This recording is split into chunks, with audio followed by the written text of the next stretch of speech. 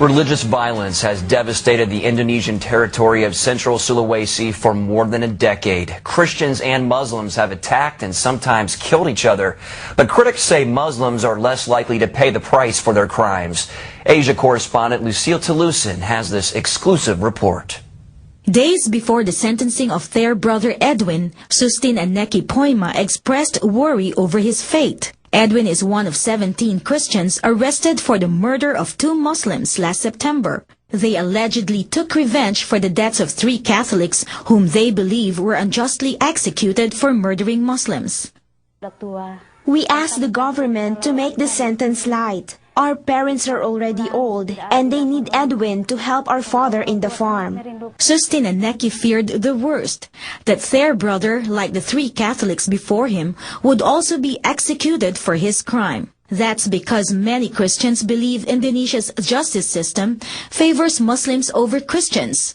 Muslims, they say, receive lighter sentences than Christians when they commit similar or more serious offenses. One recent example, the 3 Catholics, Tibo, Riwu, and Da Silva, whose roles in the 2000 Muslim massacre were never proven, received the death sentence. The Muslim extremists who beheaded 3 schoolgirls were only given a jail term of 20 years. The court said they were spared execution because they confessed to the crime and expressed remorse. In another high-profile case, Christians say Rinaldi Damanic, a pastor who promotes peace between warring Christians and Muslims, has also received unjust treatment. He was sentenced to 3 years imprisonment in 2003 for a crime they say he did not commit. Damanic was convicted of illegally possessing ammunition. In contrast, Muslim leader Jafar Umar Talib was never indicted for his alleged crime. He admitted having initiated the jihad in Maluku, where 5,000 Christians were killed in the year 2000.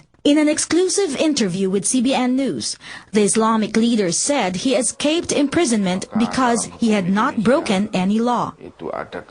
At that time, many Muslims were being killed by the separatist movement Republic of South Moluccas, the RMS, which was dominated by Christians. I mobilized jihad against the RMS and not against Christians. The government was not doing anything, and so in Indonesian law, it was self-defense. It is really unfair. Jafar Talib led jihad in Maluku, killing 5,000 people, and he never went to court. While me, I was sentenced for 3 years because they say I bring ammunition. Even if that is true, I don't think it is fair for me to get 3 years in prison.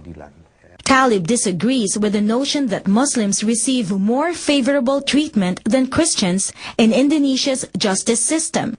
In reality, Muslims feel they are oppressed in our justice system. This is why it is easy for them to fall to Jama'ah Islamiyah and believe in their ideology, but unfortunately, they are misled. But this summer, Muslim convicts received reduced sentences to mark Indonesia's Independence Day. Sentence reductions by up to 5 months were granted to 10 Islamic militants involved in the 2002 and 2005 Bali bombings.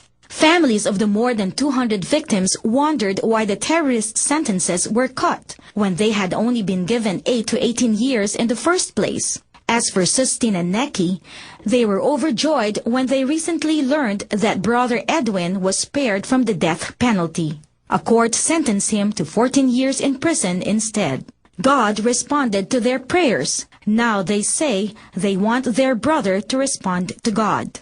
We hope that through this case, our brother and all of 17 of them will know God more. We hope they will repent and ask forgiveness from God. With Edwin and companions getting a fairly favorable decision from the court, Indonesians, both Christians and Muslims, are hoping to see a more balanced and credible justice system in Indonesia in the coming days.